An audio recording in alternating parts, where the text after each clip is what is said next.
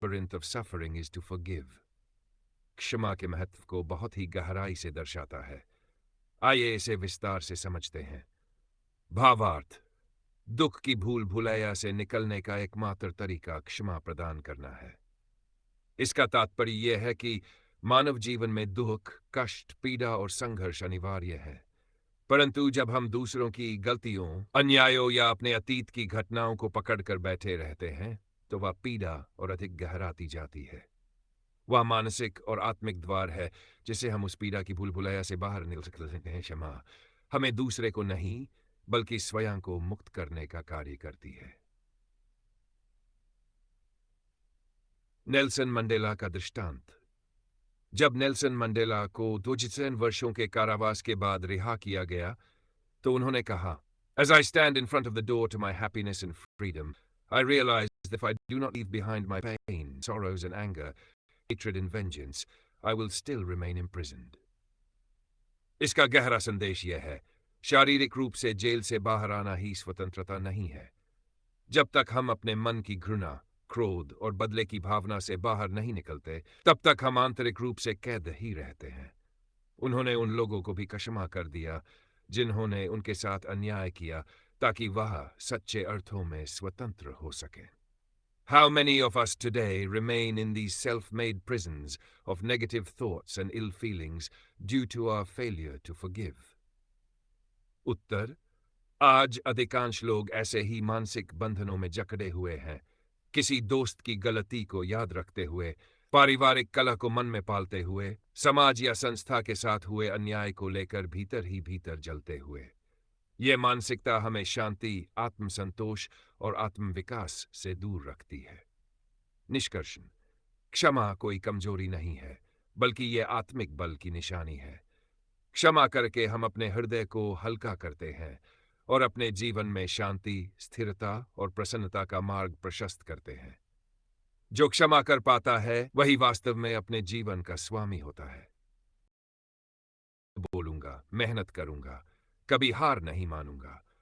मैं देश, समाज और मानवता की सेवा करूंगा। मैं हर परिस्थिति में ईमानदारी, साहस और करुणा बनाए रखूंगा। मैं अपने सपनों को पूरा करने के लिए हर दिन कुछ नया सीखूंगा। मैं बदलते भारत का जिम्मेदार नागरिक बनूंगा। का विषय फॉरगिवनेस, प्रारंभिक पंक्तियां और उनका अर्थ। It is said that self-imprisonment is worse than that imposed. Holding grudges does not make us strong, it makes us weak. Hindi भावार्थ: यह कहा जाता है कि स्वयं को जो बंधन में डालते हैं, अर्थात मन में नकारात्मकता, क्रोध और द्वेष को पकड़ कर रखना, वह बाहरी जेल से भी अधिक कष्टदायक होता है। जब हम दूसरों के प्रति दुर्भावना, नफरत और बदले की भावना पालते हैं, तो यह हमारी मानसिक और आत्मिक शक्ति को कमजोर करता है। Forgiveness, the art and attribute of the strong.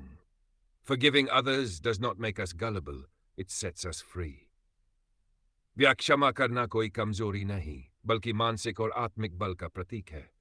यह न तो मूर्खता है, न ही अंधा विश्वास, बल्कि यह एक आत्मनिर्भर और स्वतंत्र आत्मा का लक्षण है।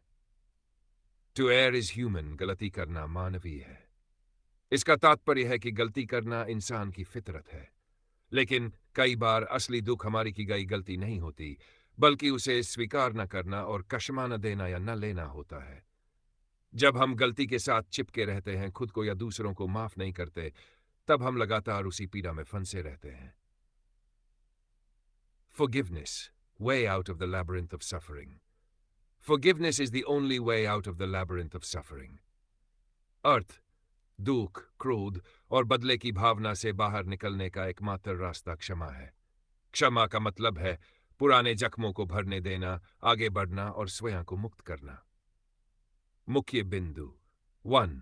Holding grudges, self imprisonment. जो घृणा और बदले की भावना को पकड़कर रखता है, वह खुद को मानसिक कारावास में रखता है। 2. Forgiveness, weakness. क्षमा करना कमजोरी नहीं, बल्कि साहस और आत्मबल की निशानी है। 3. Spiritual and social value. क्षमा से केवल व्यक्तिगत मुक्ति नहीं मिलती, समाज में भी सौहार्द और स्थिरता आती है। 4. Historical examples. नेल्सन मंडेला ने क्षमा को अपनाकर दक्षिण अफ्रीका को हिंसा से उबारा। महात्मा गांधी ने हिंसा का उत्तर अहिंसा से और क्षमा को अपनाकर आजादी की राह दिखाई। निष्कर्ष, निशमा केवल एक नैतिक गुण नहीं, बल्कि जीवन को सुंदर, शांतिपूर्ण और सार्थक बनाने की प्रक्रिया है। क्षमा द्वारा हम न केवल दूसरों को बल्कि स्वयं को भी मुक्त करते हैं। ये हमें उस भूल भुलैया से बाहर निकालती है जिसमें पीड़ा, क्रोध और द्वेष की दीवारें। कोई व्यक्ति क्षमा नहीं करता तो उसका परिणाम केवल स्वयं के लिए ही नहीं, बल्कि पूरे समाज और दुनिया के लिए विनाशकारी हो सकता है। नीचे इस अंश का हिंदी में व्याख्या और सार दिया गया है। निबंध अंश का हिंदी सारांश और व्याख्या। We tend to hate not just the sin, but the sinner. हम केवल पाप से नहीं, पापी से भी घृणा करने लगते हैं।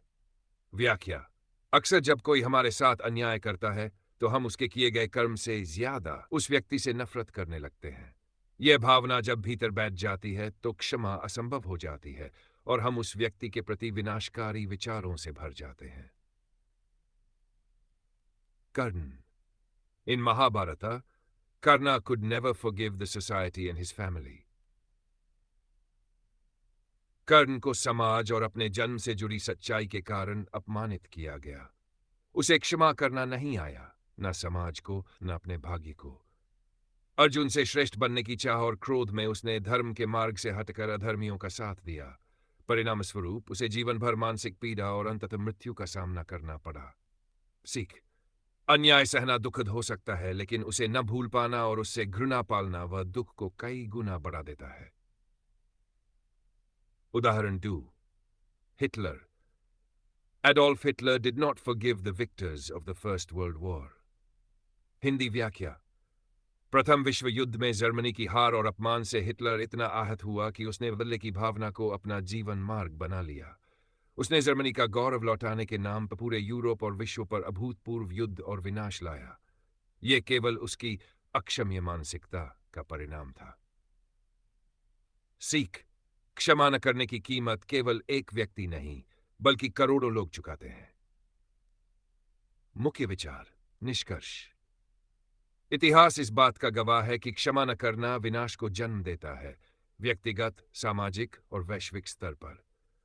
जो क्षमा नहीं कर पाता वह अपने भीतर क्रोध, घृणा और प्रतिशोध की आग में जलता रहता है और दूसरों को भी जला डालता है।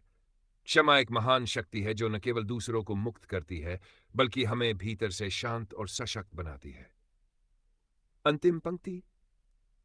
Forgiveness is not a passive act of letting go, but an active decision to choose peace over poison.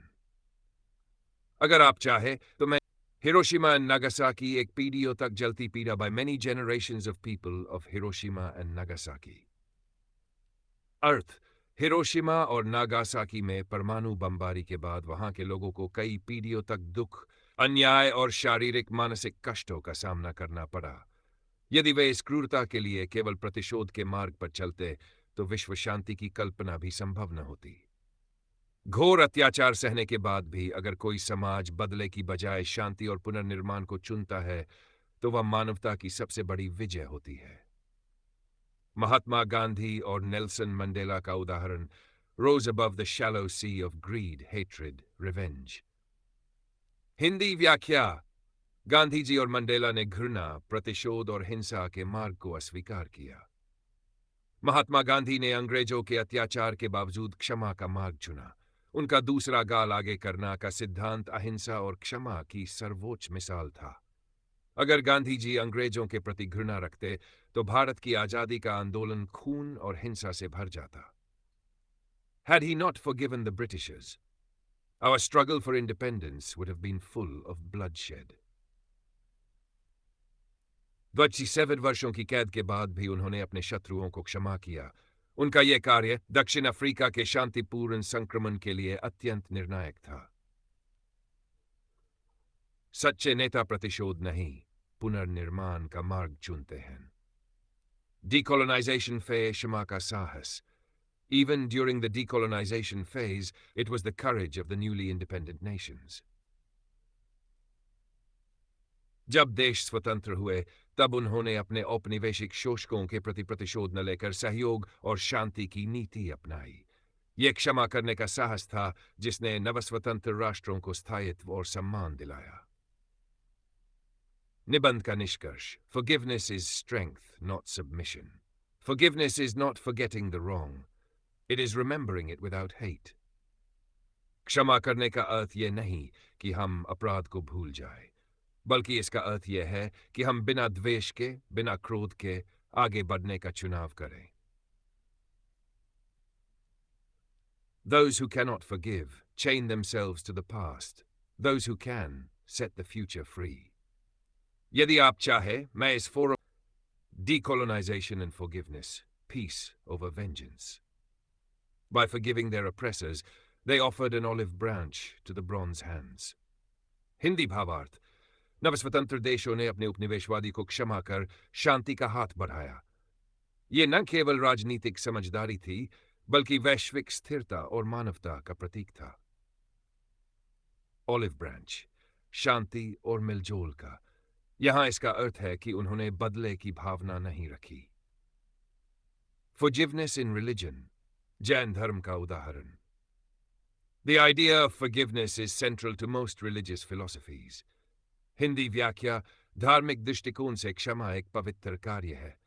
भगवान महावीर का संदेश लिव एंड लेट लिव, जियो और जीने दो, क्षमा का मूल स्वरूप है. जैन धर्म में पर्युषण पर्व के दौरान लोग मिक्कमी डक्काडम कहकर प्रत्येक प्राणी से क्षमा मांगते हैं, न केवल ईश्वर से, बल्कि मनुष्यों, पशुओं, कीटों तक से. यह आत्मशुद्धि और अहिंसा का श्रेष्ठ उदाहरण है. Forgiveness as spiritual purification helps one to overcome the bitterness of past and purify one's heart and soul. भावार्थ: क्षमा करने से अतीत की कड़वाहट समाप्त होती है. ये हमारे हृदय और आत्मा को शुद्ध करता है. ये केवल सामाजिक कार्य नहीं, एक आध्यात्मिक साधना भी है. To forgive is divine. क्षमा दिव्यता है. To forgive is divine indeed. क्षमा केवल मानवीय गुण नहीं है, ये ईश्वर तुल्य कार्य है. इसमें स्वार्थ नहीं, करुणा है. कमजोरी नहीं, शक्ति है. Contemporary relevance. आज की दुनिया में क्षमा की आवश्यकता. A lot of man's problems can be solved if he becomes ready to forgive. Hindi भावार्थ: आज मानव के अधिकांश मानसिक, सामाजिक और राजनीतिक संकट क्षमा की कमी के कारण है. यदि हम क्षमा करने की प्रवृत्ति अपनाएं तो कई तनाव, युद्ध, पारिवारिक झगड़े, मानसिक बीमारियां, यहां तक कि आतंकवाद तक का हल निकाला जा सकता है. निबंध का समापन, कंक्लूजन. क्षमा कोई उपकार नहीं है, यह अपने ऊपर किया गया सबसे बड़ा उपहार है. Forgiveness doesn't change the past, but it does enlarge the future. पूरा समाज में क्षमा कैसे समरसता और पुनर्निर्माण का साधन बनती है. 1. व्यक्तिगत स्तर पर क्षमा का महत्व. It will enable him/her to restore lost friendships, mend broken families, inner solace. Hindi व्याख्या: जो व्यक्ति क्षमा करने की शक्ति रखता है, वह पुरानी दोस्तियों को पुनर्जीवित कर सकता है, टूटे हुए पारिवारिक संबंधों को सुधार सकता है, और सबसे महत्वपूर्ण, आंतरिक शांति प्राप्त कर सकता है. क्षमा करने से मन से दुखों का बोझ उतरता है, जिससे मानसिक शांति और हल्कापन मिलता है. सीख: जब हम दूसरों को क्षमा करते हैं, तो हम असल में स्वयं को मुक्त करते हैं. डू: सामाजिक स्तर पर क्षमा का महत्व. The society also stands to gain by forgiving others. Key to social integration lies in the hands of those ready to forgive. क्षमा केवल व्यक्तिगत गुण नहीं है, यह समाज को जोड़ने का एक औजार भी है. जो समाज भूतकाल के घावों को माफ करने की हिम्मत रखता है, वही वर्तमान और भविष्य में एकता और शांति कायम कर सकता है. भारतीय संदर्भ में जातीय समरसता और क्षमा. If the upper castes in India are ready to tender a heartfelt apology. Bharat में जातिगत असमानता और ऐतिहासिक अन्याय की एक लंबी विरासत रही है. यदि सवर्ण वर्ग ईमानदारी से अपनी ऐतिहासिक भूलों की क्षमा याचना करे और दलित एवं पिछड़ा वर्ग भी उन्हें दिल से क्षमा करे, तो भारत आपसी प्रेम और सद्भाव का विश्व आदर्श बन सकता है. बहुत महत्वपूर्ण सामाजिक संदेश. सच्चा मेल मिलाप तब होता है जब एक पक्ष स्वीकार करता है और दूसरा क्षमा करता है. निबंध का समापन, फाइनल कंक्लूजन इन हिंदी. जब हम क्षमा करते हैं तो हम अतीत को बदलते नहीं हैं, पर भविष्य को बेहतर बना सकते हैं। Forgiveness is the fragrance that the violet sheds on the heel that has crushed it. Reformative justice, सुधारात्मक न्याय में क्षमा का स्थान। Proponents of reformative justice believe forgiving the criminal may ease sufferings. Hindi में अर्थ, सुधारात्मक न्याय यह मानता है कि केवल प्रतिशोध से अपराध कम नहीं होते, बल्कि अपराधी और अधिक कठोर बन जाते हैं। जब किसी अपराध के पीछे कोई संस्थागत विफलता हो, जैसे गरीबी, बाल शोषण, अशिक्षा, तब क्षमा और सुधार का दृष्टिकोण अपनाना ज्यादा मानवीय होता है। हर अपराधी राक्षस नहीं होता, कुछ सिर्फ असफल सामाजिक व्यवस्था की उपज होते हैं। आशीष नंदी का विचार, जुवेनाइल डिलिंक्वेंसी एक सामाजिक संरचना। Ashish Nandi suggests that juvenile delinquency is a social problem construct. व्याख्या, प्रख्यात समाज विज्ञानी आशीष नंदी मानते हैं कि किशोर अपराध डिलिंक्वेंसी को एक आपराधिक नहीं, बल्कि सामाजिक समस्या के रूप में देखा जाना चाहिए। ऐसे बच्चों को सुधारने और समाज में वापस लाने के लिए समाज को आगे आना चाहिए, न कि उन्हें ताउम्र अपराधी समझकर त्याग देना चाहिए। सीमाएं भी स्पष्ट की गई। यह दृष्टिकोण सभी अपराधों पर लागू नहीं होता। हर मामले में क्षमा का उत्तर एक जैसा नहीं हो सकता। 3. अंतर्राष्ट्रीय स्तर पर क्षमा का प्रभाव। Forgiveness will act as a painkiller even at the international level. If Israelis and Palestinians decide. Hindi में भावार्थ, क्षमा केवल व्यक्ति या समाज तक सीमित नहीं है, यह अंतर्राष्ट्रीय संघर्षों को भी सुलझाने की कुंजी हो सकती है। यदि इजरायल और फिलिस्तीन जैसे लंबे समय से संघर्ष कर रहे देश आपसी क्षमा और समझ का रास्ता अपनाएं, तो हजारों जानें बच सकती है और शांति का मार्ग प्रशस्त हो सकता है। Forgiveness is like a painkiller. यह दर्द को मिटा तो नहीं सकता, लेकिन सहने योग्य बना देता है। इस भाग से प्रमुख टेकअवेज। 1. रिफॉर्मेटिव जस्टिस में क्षमा का दृष्टिकोण अपराधियों को फिर से समाज का हिस्सा बनाने में सहायक होता है। 2. समाज को जुवेनाइल अपराधियों को दया और सुधार के दृष्टिकोण से देखना चाहिए। हर अपराध के लिए क्षमा उपयुक्त नहीं, विवेकपूर्ण भेद जरूरी है। वाह, अंतर्राष्ट्रीय संघर्षों में भी क्षमा युद्ध की तुलना में अधिक स्थायी समाधान दे सकती है। क्षमा सामान्य से असाधारण बनने की राह। It is not easy, but yes, it is possible. Forgiveness distinguishes men from great men. Hindi भावार्थ, क्षमा करना आसान नहीं है, लेकिन असंभव भी नहीं है। यह वही अलौकिक गुण सुपर ह्यूमन क्वालिटी है जो सामान्य व्यक्ति को महापुरुष बनाता है, अनुयायियों को नेता बनाता है, इतिहास पढ़ने वालों को इतिहास रचने वाला बनाता है। मुख्य विचार, जो क्षमा कर सकता है वही वास्तव में शक्तिशाली होता है। 2. क्षमा मांगना भी उतना ही महान है। Seeking forgiveness is as important as forgiving others. Hindi व्याख्या, क्षमा केवल दूसरे को देने से पूरी नहीं होती, क्षमा मांगना भी उतना ही जरूरी है। जब तक कोई व्यक्ति माफी मांगने का साहस नहीं करता, तब तक वास्तविक क्षमा की प्रक्रिया आरंभ नहीं होती। माफी मांगने वाला भी उतना ही दिव्य होता है जितना माफ करने वाला। 3. सम्राट अशोक का उदाहरण, अहिंसा की ओर यात्रा। Ashoka's strength to seek forgiveness for the suffering caused due to his policy of Bhairagosha. Kalinga युद्ध के बाद सम्राट अशोक ने महसूस किया कि उनकी युद्ध नीति ने असीम दुख और विनाश फैलाया। उन्होंने न केवल तपस्या और प्रायश्चित किया, बल्कि अपने लोगों से क्षमा भी मांगी। यह उनका सच्चा परिवर्तन था, युद्ध से धम्म की ओर। सच्चे नेता वही होते हैं जो अपनी गलती स्वीकार कर समाज से क्षमा मांगने में भी पीछे नहीं हटते। क्षमा केवल दूसरों को मुक्त नहीं करती, यह स्वयं को भी परिपक्व और शुद्ध बनाती है। वो जो क्षमा मांगता है अपने अहंकार पर विजय पाता है, वो जो क्षमा करता है अपने क्रोध पर। क्या असली विजेता कौन? गौतम बुद्ध बनाम Sikandar. The world remembers not Alexander but Buddha as the greatest conqueror. Hindi भावार्थ ने विश्व जीता, लेकिन गौतम बुद्ध ने स्वयं को जीता, अपने अहंकार और इच्छाओं पर विजय पाकर। इसीलिए मानवता उन्हें महान विजेता के रूप में याद करती है।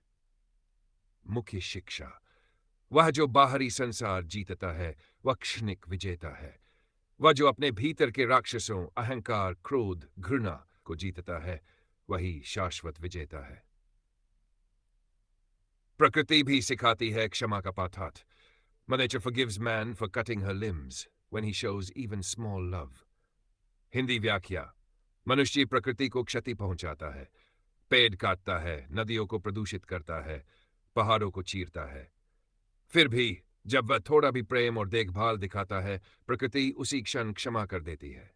बंजर भूमि फिर से हरी हो जाती है, सूखी जमीन पर फूल खिल जाते हैं। गहरा संदेश मां है, वह सिखाती है कि क्षमा पुनरुत्थान का द्वार है। मानव को प्रकृति से क्षमा मांगनी चाहिए। It is high time to seek nature's apology. Hindi निष्कर्ष, अब समय आ गया है कि स्वार्थी मानव जाति अपने प्राकृतिक अपराधों के लिए आत्ममंथन करे, क्षमा याचना करे और पुनः संतुलन स्थापित करे। प्रेरणात्मक अंत, हर दिन थोड़ी सी सेवा, थोड़ी सी संवेदना, प्रकृति क्षमा कर देती है। इंसान कब सीखेगा? पूर्ण निष्कर्ष, क्षमा दुख से मुक्ति का एकमात्र मार्ग। क्षमा न केवल संबंधों को जोड़ती है बल्कि आत्मा को भी मुक्त करती है। वह जो क्षमा करता है वह स्वयं ईश्वर के निकट होता है। प्रकृति से लेकर महापुरुषों तक क्षमा ही सच्चे बल और बुद्धिमत्ता का चिन्ह है।